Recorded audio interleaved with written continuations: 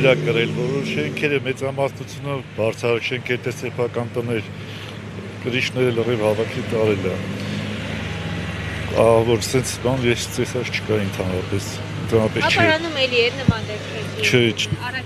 Առաջի անգամ էր ես զորության, որ ասենք եղել է թե քամիներ, ասենք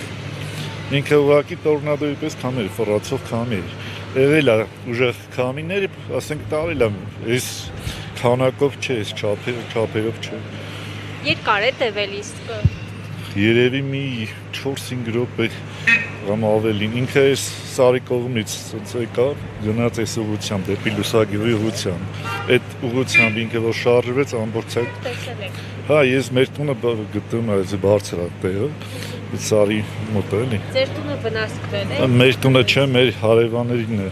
ամբողջությամբ չկա, գրիշը հավաքի տարել է, ներքևի տաները այդ ուղղությամբ, մեր տան կողքով ոնց որ անցնել է։